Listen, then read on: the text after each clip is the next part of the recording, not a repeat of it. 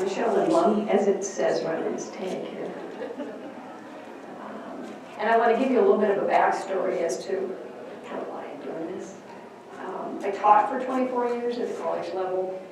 I taught painting and drawing and a few other things when I was an adjunct, because that's what you do when you're an adjunct. You teach things you don't really know anything about.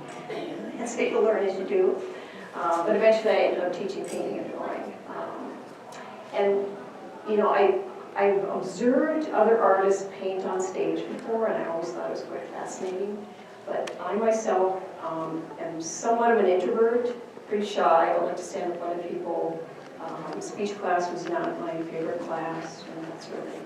But teaching kind of helped me out. You know, it made me more outgoing and that sort of thing. But the first time I saw somebody paint on stage, I thought, wow, I wonder if I could ever do that. Because this is a freeing process. And it's also an educational process for those people who are watching.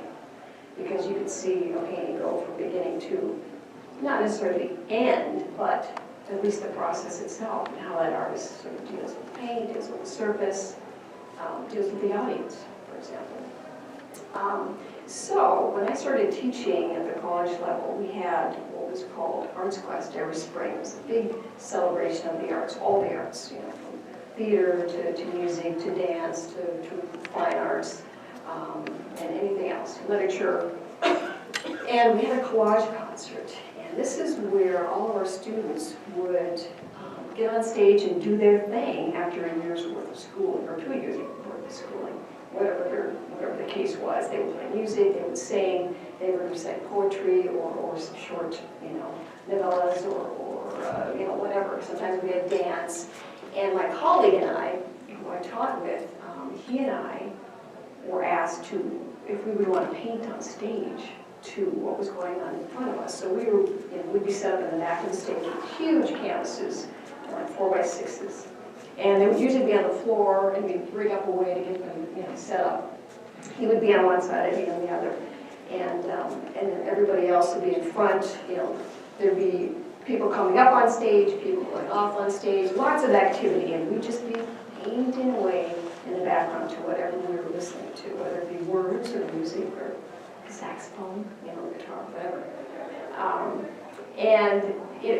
Every year that we did this, my colleague, and this just gives you an idea of how I approach things, my colleague was very analytical, his work was geometric, he knew exactly what colors he was going to use. He would go and listen to them practice the music because he wanted to know all the stuff beforehand.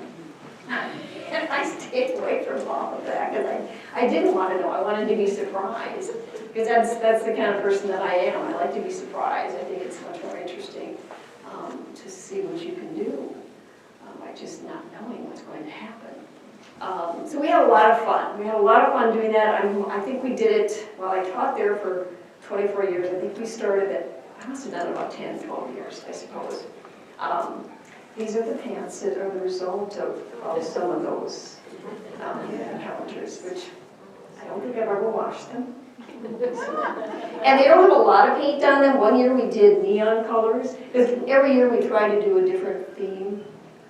We would do like a monochromatic theme or something like that, just to, you know, mix it up a little bit. But this was the neon color where I just kind of did this with to get it off my hands, not to my pants. I might do it to my shirt, which is my favorite shirt, so I'm not quite sure if I'm going to do that today, but I might. Anyway, so that kind of set the stage for me and how I approached painting a little bit differently as far as not planning things out. When I went to college, I took printmaking, and there you have to plan things out for the most part. Sorry, can't touch my mic. And painting was just a whole different animal. And so I just kind of went from there. Again, I moved here, must be about 8, 9 years ago. And haven't worn these pants since, except for last year. I did a live painting Unitarian fellowship outside in the park area there. And that was a whole other experience for me. I mean, I love these kinds of experiences because I was in nature, and that's a whole different atmosphere than being in a theater, which is what I was doing with Arts Quest. And there wasn't necessarily an audience sitting there constantly watching me. They were walking through the trail, they'd stop and watch for a little while, and then they'd walk and listen to something else, and so that was a whole other experience. So when Mary Jo asked me if I wanted to do a demo, I thought, wow, why not a performance painting? I think this would be something different.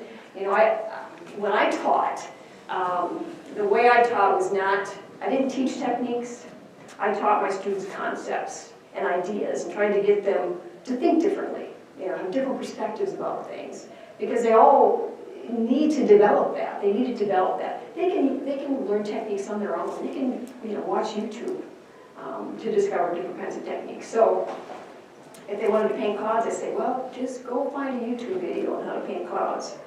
But let's talk about why you want to paint clouds, you know, that sort of thing. And so that's how I taught. I didn't teach techniques. So I didn't really want to do that with this particular convention. I wanted to do something different because I think it's so much fun to watch others do painting, especially large painting, because there's so much physicality involved here. I kind of wish it was even bigger, but that would have been kind of problematic, I think. I don't know. Anyways, so that's kind of the background of all of this. I like the idea of painting like this myself. Not that I necessarily like people watching me, but I get into it. So you are going to be non-existent for me while I'm doing some of it. And don't feel bad, don't take it personal. You know, so that's just how it is, because I've got music that I've put together. And that's kind of how I operate in the studio. And for this particular piece, I did put some texture on it, because nowadays when I work, I do a lot of texture. I don't know if any of you checked my background or anything, or looked at my webpage, or seen my work before, but I use a lot of texture. And I needed to create something on the gesso so it wasn't just so flat.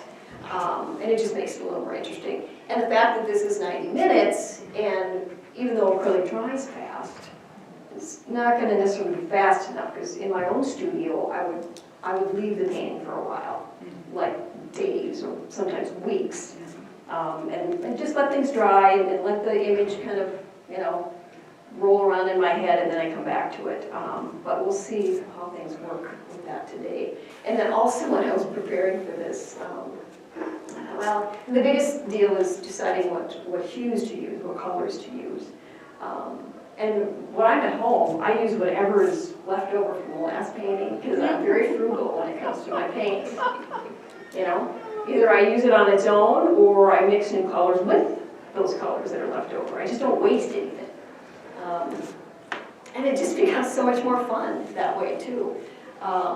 So I chose to use 4 colors, and I looked at one of my previous paintings that I did a while ago, because I was walking around my house. My paintings are hanging all over the house, and I've been using a lot of blues and greens lately, so I'm going to try something different. So I've got I love yellow ochre. That's one of my favorite colors. I mix it with some yellows too, some cadmium yellows and so forth. And then I've got this, almost, I don't know what you would call that color, but I mixed a few different things together. Alizarin crimson is one of my favorite colors, and so I mixed a few things with that. Payne's gray is my go-to as far as the dark value and things. And then my favorite color is violet. So that's all I've got here is 4 colors. And I may not even use all of them. I don't know. We'll see what happens. Because I like to mix colors on the canvas as well as I go. That makes people cringe. I know. Some people makes cringe. Because they like to be much more structured. And that's fine. That's just not how I paint. And besides, to go one step further as far as how I paint, you will see, but it all comes from inside. It's very intuitive. I don't plan anything out, except for if I put some texture down, and what colors I might choose. And even then, that's not always the case. But I don't plan anything. I really have come to the point where I'm confident enough just to let things go. And that proves to be the best method for me. Every once in a while, what I used to do is, if I got stuck with my acrylic painting, or stuck with just abstract in general, I'd paint my dogs. I have a few realistic paintings for dogs. I love it. And it looks like them, but It's not the color of them. Yeah. The colors are all Yeah. red or violent or something like that. I would paint their personality, in other words. You know, that's kind of how it worked. So, with that, I'm going to stop periodically because I want to let things dry. And I may talk about what I've done. If you have any questions, please just kind of shout them out, and I'll be more than happy to answer them. Although this is a mystery, okay? It's a mystery what happens when I don't know. Which is what's beautiful about it for me. That's kind of the deal. I brought all these brushes. I may use 4. You know, that's one thing. I brought a lot of brushes. So the music I chose that's the last thing I'll say before I get started. The music I chose, some of it's new, I haven't heard before. I just sat down one day and just started listening to all kinds of movie scores, which I love, movie score music. And I also, plugged in some music that I'm familiar with. So you'll hear familiar songs, I'm sure, but it's all instrumental. I don't necessarily like to have words, especially if I'm doing something like this. I don't like to listen to the words, I just like the instrumental part of it, because it's more pure to me. Like this is. It's kind of the same thing. But the music part is very important. I can't paint in silence. I need the music as a prompt, in a way, to get me moving. Plus my own, what was going on inside, which I don't always know. That's part of the mystery too. It may seem woo to some people, but part of it's just not explainable. So, and that's okay. That's okay. So, all right. Let's get cracking here. See what happens.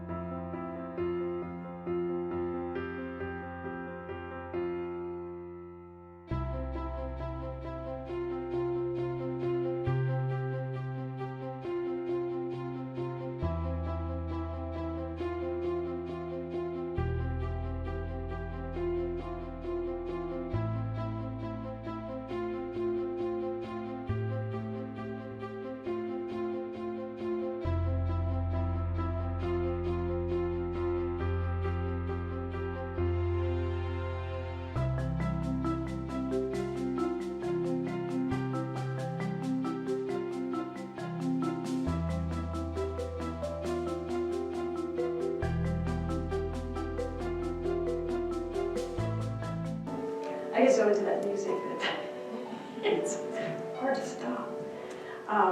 So the best part of working on a white canvas is covering it up with stuff. So the best part of my painting process is the first part. Just getting things out there, getting something down on the canvas, and getting out whatever was going on inside of me. And just, you notice I use a lot of water, and it's kind of like the first layer of what the work needs, because what the water does, especially if you have a couple colors here, I mean, it just comes down and it reveals what was underneath, and then once it dries, it becomes even more intense. I mean, I've learned this about drip painting and using my spray bottle, just a lot of experimenting, and so I love watching it move down the canvas, and I will probably turn this on the side, and I often do that when I'm working with my large paintings, turning them around for composition, and just to let the drips flow in a different way, and just get a different, perspective of the painting too, vertical versus, horizontal, etc. So yeah, and I always start out leaving a little white space. I don't know if it's going to be there at the end. And one thing I wanted to mention about working like this, doing the performance paint, when I did it for Arts Quest, for the collage concert, it was an hour and a half long. We had to do these paintings, and we usually thought they were done when we were finished with that hour and a half, and so we would donate those paintings to the college, and so they're hanging all over the place. But now when I do this sort of stuff, most likely it won't be finished here, because I want to add more to it when I get home. Mainly textural kinds of things that I'll want to add to it. But so this is just kind of the first layer. So I will continue on here.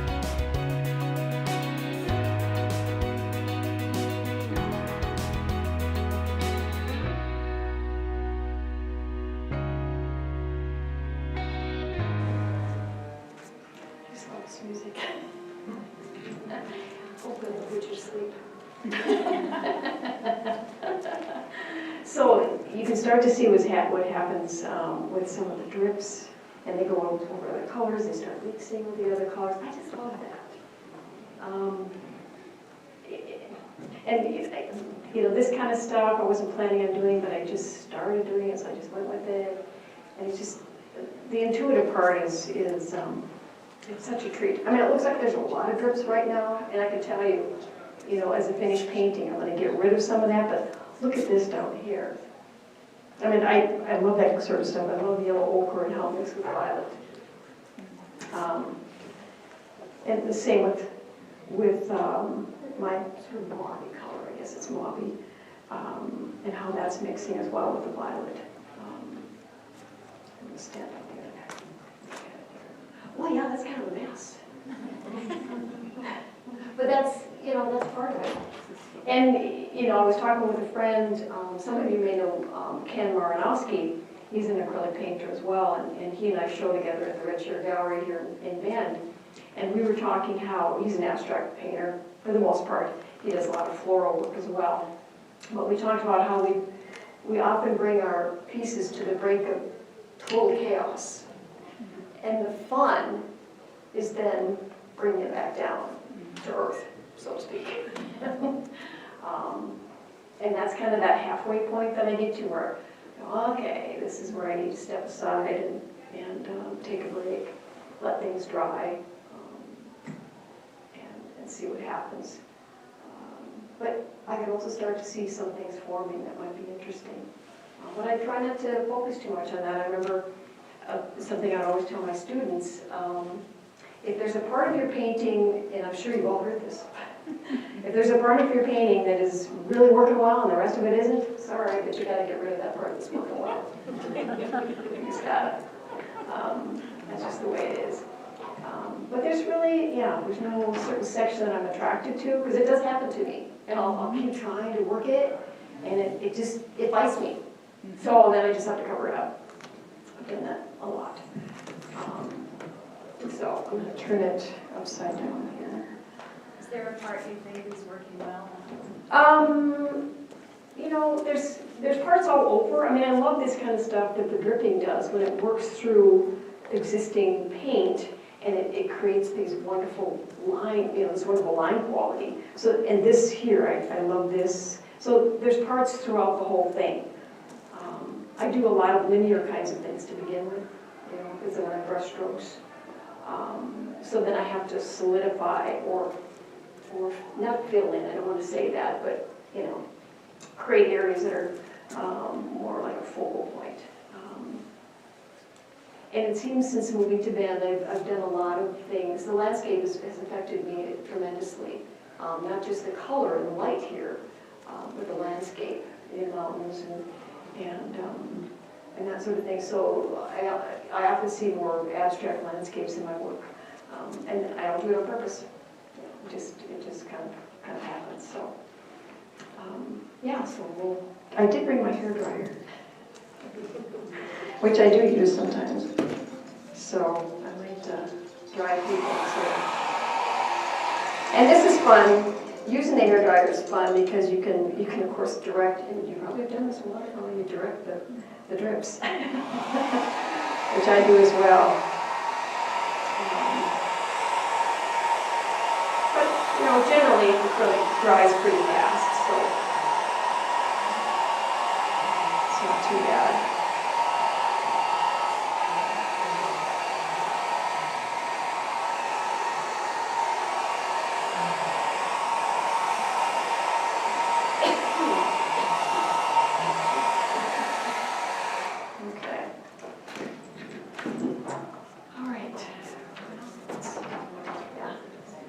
Some more here.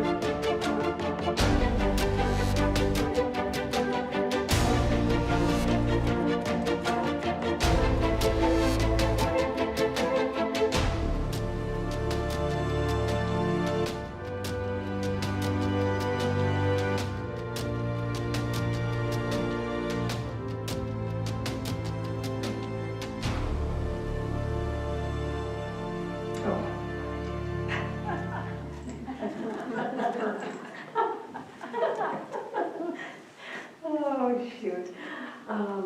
So, yeah, it's solidifying a little bit. And you can see what, I like using a rag as well to wipe away some of the drips because you can see what's underneath or they become a lighter color or whatever. And so there gets to be so many layers. And it's so much fun. And when I do things like this, when I did the collage concert, the president of the college would always come to the collage concert, and he would come up, and he wasn't much for abstract art. And so you bring to it who you are. I mean, if you are a landscape person, you see landscape. If you're into wildlife, you see wildlife, and that's just how it is. And he would tell me often, I thought that painting was done like several times. It probably was, but I kept going because, like the conference, it is a playground. I can keep going with my work.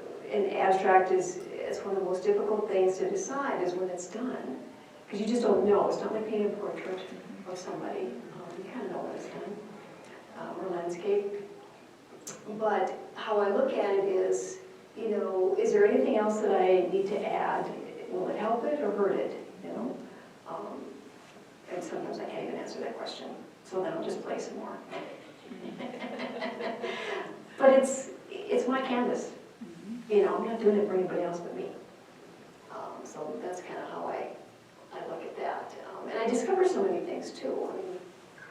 About just the way the paint flows and the way the water flows and the texture that that's happening, what happens when I put paint on the texture, when I wipe it away. There's so many things to discover. And I'm sure those of you who do watercolor, same kind of deal. There's so many things. I don't have the patience for watercolor, so kudos to you. Seriously. I did not teach my students watercolor. I said, you can take a watercolor class from somebody who knows what they're doing. It's just too difficult for me, and I don't have the patience. So they got oil and acrylic, which is fine. And they didn't like acrylic because it dried too fast. I said, well, you would like it after a while. Just wait. You just wait. Give it some time. Because you can do so many things with it. That's what I love about it. Lots of layers. Because I can add more. I can, start adding. I like adding newsprint. Different kinds of text, different materials that I'll paste on there. And I'm a printmaker as well. I do a lot of types. So I will often rip up prints that I didn't really care for, and I will collage them onto the piece, and it just gives it another dimension, which is just a lot of fun. I don't normally do that on larger pieces, I do it on the smaller pieces. That's where it works well, yeah. And you said you may go home and add texture, is that what you're talking Yeah, about? yeah, I might do that. Something else? I might do that, depending You on. didn't mean building up. I might add more smiley paste, because sometimes I'll mix smiley paste in with my paint itself, and let it dry that way. Yeah. After you do this, you turn it around. Yeah, I keep turning it around. Yeah. And with abstract art, really. Yeah, I like that. Exactly. Exactly. You liked it horizontal? Yeah, I Yeah. don't know. It has a. I need to see it that way. I know. Yeah. Yeah. Well, I'll keep turning it. How much time do we have left? How long do we go? 4:30? Yeah. Okay. So yeah, I'll keep turning it. Here's where I start slowing down a little bit too. The most exciting part of painting like this is the first part, because you're doing all this kind of stuff. So now I kind of slow down and I'm a little more, I don't want to say I'm not hesitant, but a little more cognizant of where I might need to add a few things here and there. It becomes less of a subconscious thing and more of a conscious act. So when you get to a place like this, do you ever decide to add more hue, a different hue or different color? Not normally, only if it needs it value-wise. Because Always limit to 4? I try to limit. And that's how I teach my students too, because if you add too much color, it takes away from, well, it's, for students, it's just kind of too much. So I would give them limited palettes, and they appreciated it after a while. But for me, because of the work, the abstractness of the work, I think sometimes too much color takes away from the form, the movement, the texture. There's too many things to look at. Does that make sense? Yeah. You know, it takes away from the content. So I try to limit as much as possible.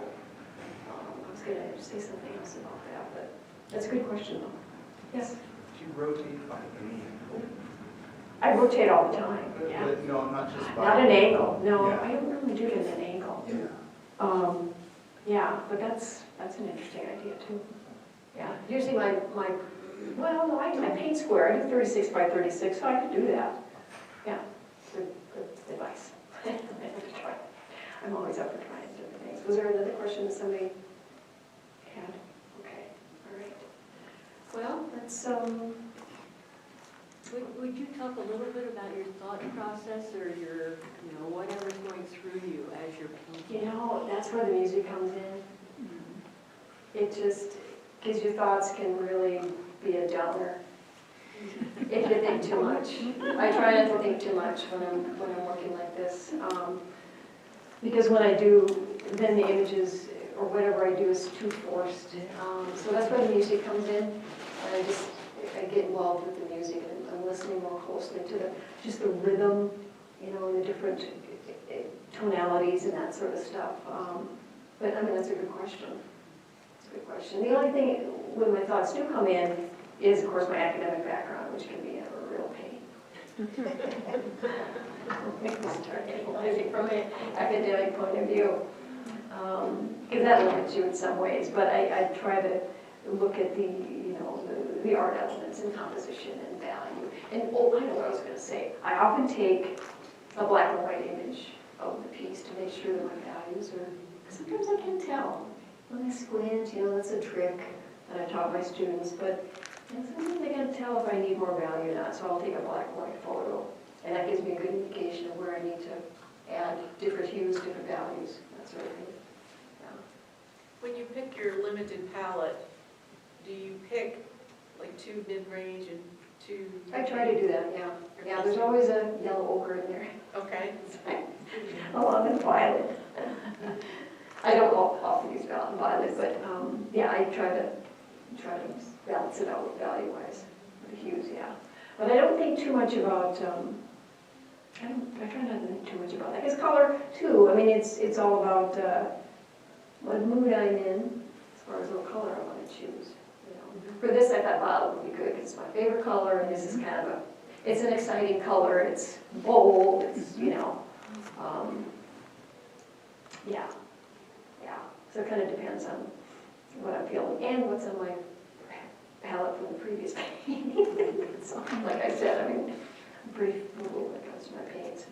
I have a goal this year of not buying any new supplies. We'll see how that works out. I'm already running low on Payne's Gray, which is my favorite, as well as yellow ochre, so I'm probably going to have to break down and get some paint. Because I can't mix those colors. I can't mix yellow ochre. But anyway, so it's nice to see this dry. I really like what's going on down here. It looks like landscape, it looks like geographical stuff. I mean, rock formations down here. Yeah, right, exactly, and I'll do that. I'll do it different. Let's see, did I do it this way or we'll try it? Let's look at it every way. Yeah, let's look at it every way. I think it's, this way I haven't done before. Oh, I like that. Yeah. It really has a nice flow to it as far as the horizontal. I've been doing a lot more, I used to do a lot of vertical pieces. And I think sometimes that had a lot to do with inner anger and having to express myself going like this. So now, I'm like in my 60s and things have calmed down a little bit, so horizontal. Plus the landscape thing, just the landscape itself that we see here in the high desert plays a big part in that. So, yeah. Sometimes I have a tendency to divide the painting up too symmetrically, when I'm not paying attention. So I have to be careful, and sometimes I center, which is faux pas, not the thing to do. sometimes I focus in the middle here, for some reason, I don't know why I do that, but eventually I'll dissipate that business, but, yeah, so let's, this is looking really nice up here too. Yeah, let's see what else we can do. Okay. Use the music.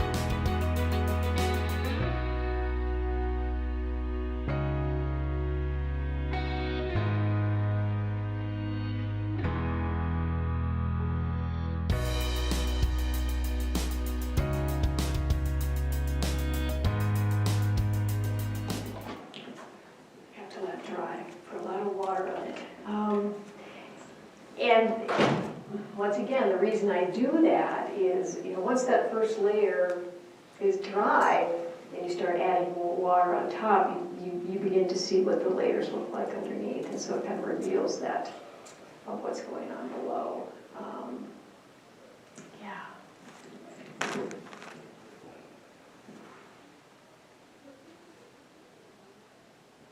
Still chaotic. To me anyways. But that's okay, yeah. There's the color combinations I think are really nice. Yeah.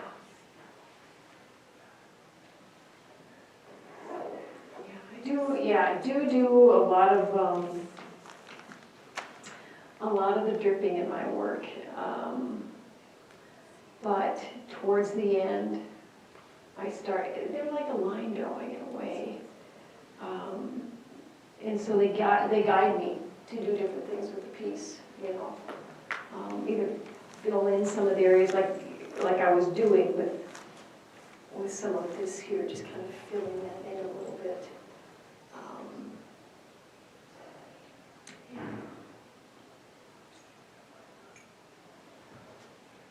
I can turn it again, see what happens. So, any other questions? How do you finish your edges off? Either I paint what's out front, or I paint solid. I always finish the edges, yeah. Yeah, I don't frame the larger pieces, that's way too expensive. Do you always leave a little bit of canvas? Well, like I said in the beginning, I try to, but as you can see, there's a couple little spots there, and that's about it.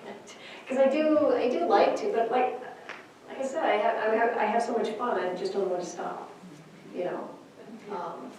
And I think that's okay, it's fine painting.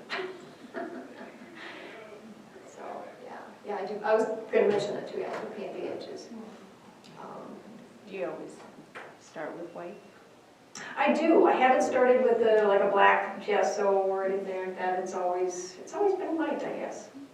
Yeah, I haven't checked out the other stuff. Doing more of a subtractive kind of painting. That'd be kind of fun. I should do that. But since I'm not supposed to buy any more supplies this year, I can't buy that. Right? Well, just pick a color you have too much of. That's true. And you know what? I have done that. A friend of mine gave me a couple cans of different colors that she had that she wasn't going to use. And so yeah, I did paint the background now that I think about it, yeah. And that was kind of interesting. Mm-hmm. What kind of paint do you use? I use golden mostly, sometimes U-Track. Pardon me? Golden fluid? Yeah. I don't use the stuff that's, what do they call it, extended, where it doesn't dry as fast. Yeah, open. Thank you. I have some that a friend gave me, and I haven't used it yet. I might try it, because it's... Plein air. Right, yeah, that's another thing. I don't paint outside. I totally admire people who do that. There's too many distractions for me. There's too many distractions.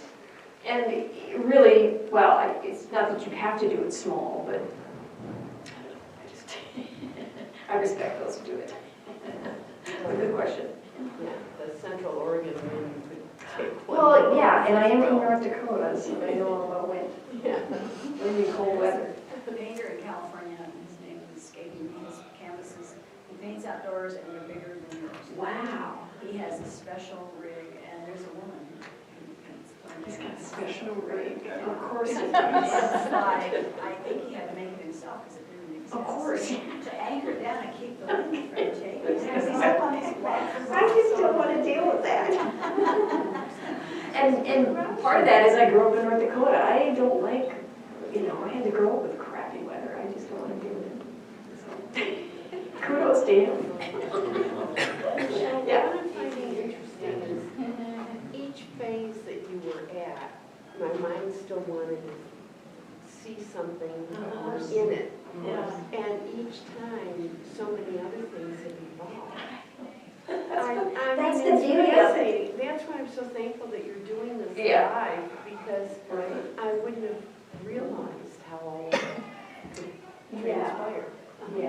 people appreciate the, you know, the abstract nature of it when they can see the person actually creating it, because they can see what happens. Yeah, yeah.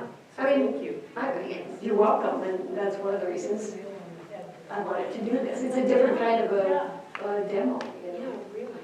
Yeah. Do you ever use white? I do, but it's too opaque, you know, it seems to, I don't know. What was the question? What was the What, question? do I ever use white? Why? I do use white to lighten up colors, but I don't use it very much, just like I don't use black. I have, but not a whole lot, because I like the transparency of the hues that I use. But sometimes I want a lighter color, so white is a go-to, yeah, for sure. So is there Payne's gray on this? I didn't use my Payne's gray. Big surprise. Because I always, often I use Payne's gray, but because I'm using the violet, and actually I think I mixed a little Payne's gray with the violet. But yeah, I love Payne's gray. It's a great paint to work with. So yeah. Any other questions? Are there any colors that you don't use because it just turns to mud? If Well, you mix this, you know, 4 colors of some right, well, together. sure. And if that, you know, the beauty of acrylic, of course, you just paint over it if that happens. Because it does happen, you know, if I use like yellow ochre and some of the like phthalo green or blue that I might use, that can turn things to mud. But then I just, because I'm playing, so I'll just paint over it, but yeah, definitely. Yeah, I'm probably gonna stop it now so we can dry a little bit before I put it in my car. But I did want to mention, just a, it's not a shameless promotion, but whatever. I'm having an open studio in May. So for those of you who are in Bend, take one of my cards, and I have these cards too. I did an open studio last year, and I've got a great setup in my house because my artwork's hanging everywhere. We have a nice little studio that's kind of overlooks the river. What's open studio mean for you? It's people come into my home and just walk around, see what I do, see my space. You know, I'll have I make journals. I use my printmaking to make my journals. They're small pieces, and just to see. It's always fun to see artist spaces, you know, and see their homes too, as far as how they, you know, where they put their artwork. If they actually show their artwork, some artists don't. They have other people's artwork in their house. So, but yeah. Are you going to turn it again? I probably will when I get it home, yeah. But, you know, Is it too wet to turn now? well, no, it's not too wet to turn. So we could look at it. Sure, definitely. Because things will probably drip a little bit more. Sinister, see? There's something going on inside of me that's, you know. Yes, it's like two figures or, yeah. Can you keep turning it so we can just take? Oh, yeah. No, See it all different ways? you bet. Thank you. Did you see an eye? Somebody say an eye? Yeah, I saw an eye. Somebody's watching over me. A mean dragon. A mean dragon? Yeah. Yeah, I saw Yeah. that. I'm getting a wolf pack. Interesting. Yeah, I always love to hear what other people see. When it was, And one more time. Okay, what were you gonna I was say? going to say, when it was the other way horizontally, I was thinking of Phantom of the Opera, but that was under. Oh. That's all I could see, and that figure, your white eye, the other way, it looked like it was a figure traversing the catacombs. That's all I could think of, and it wasn't until you added some more that I Oh, sorry. saw the things. Yeah. It's like, it's all where you're coming from, as well as like what movies you've watched lately, you know? Or places you've been, it all comes into play, so, yeah. Sinister, I like that. Okay, let's do it this way and see what, Because that's fun. because it's, I like that. so this might be a little less sinister and, Right. It's a horse. oh, interesting. Yeah. A horse. Horse. Not a horse, Less of a, I like it this way. I like it I that like way. this way. Yeah, Well, that's how you I like had it to start with. And the eyes, what? That's how you had it to start. That's how I had it to start. I'm glad you remember that, because I don't.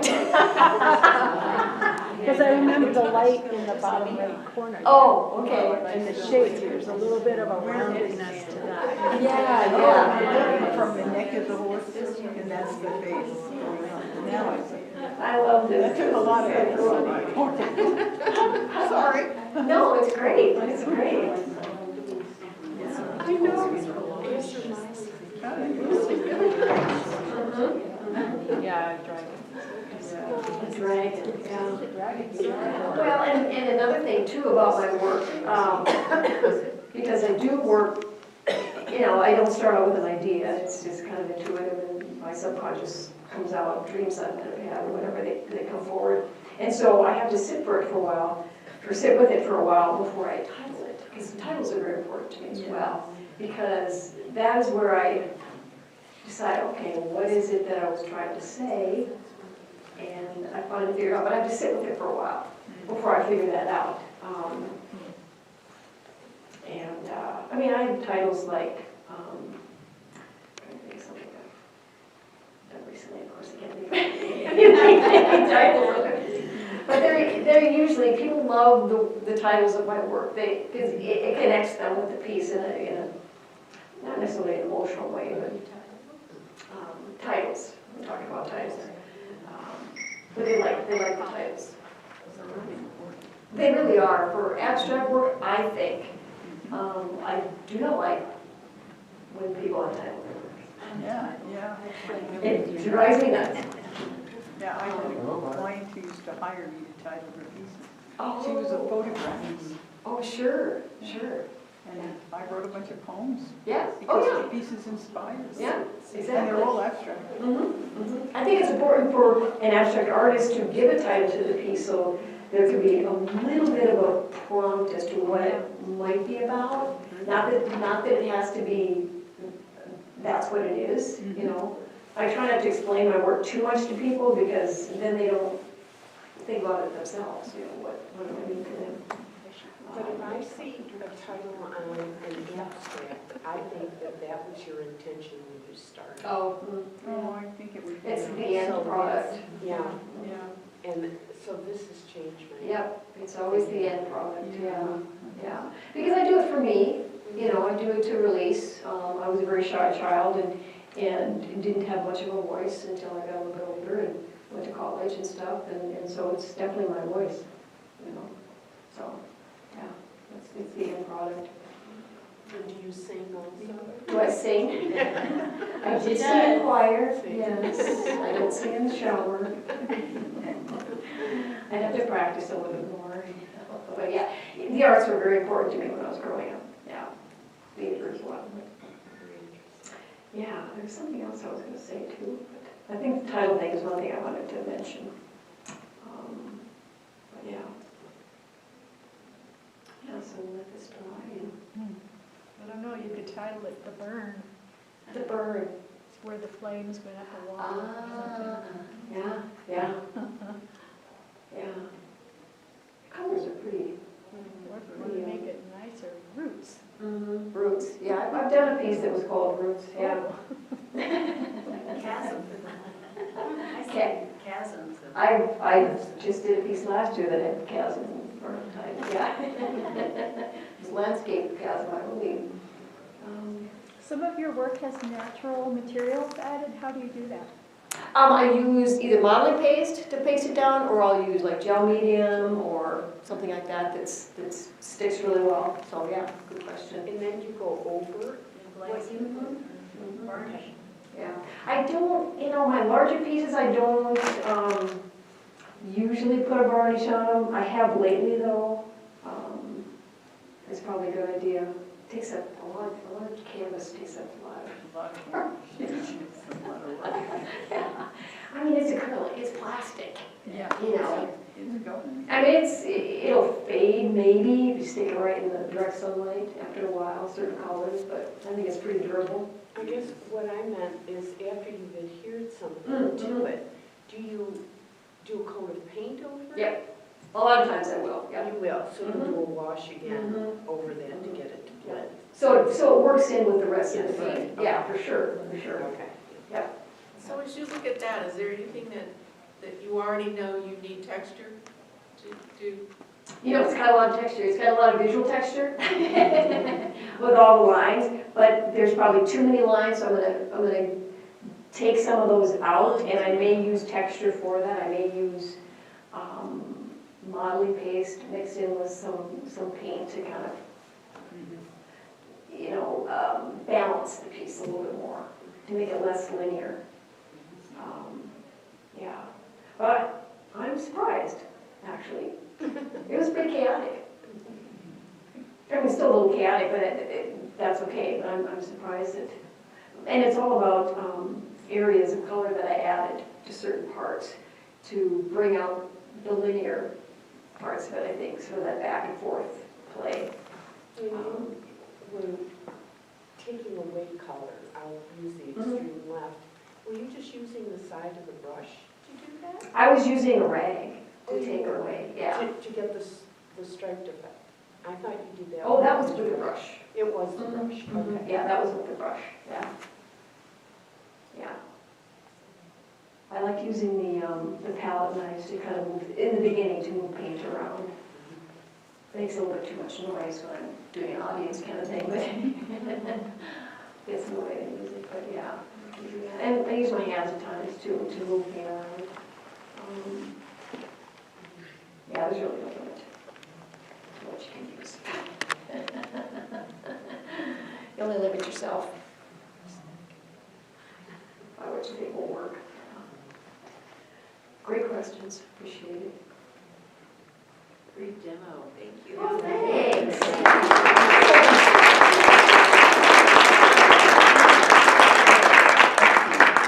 The anticipation just about killed me, just ask my daughter. I told somebody who interviewed me for the article, they put in the newspaper, I told him, he goes, well, what are you most excited about? And I said, well, for it to be over. But I'm just kidding, I'm just kidding. What I'm anxious for is for it to just start, just so I can do it. Yeah. Because this is a different format for me, and I'm amongst peers, so that's, yeah. A lot of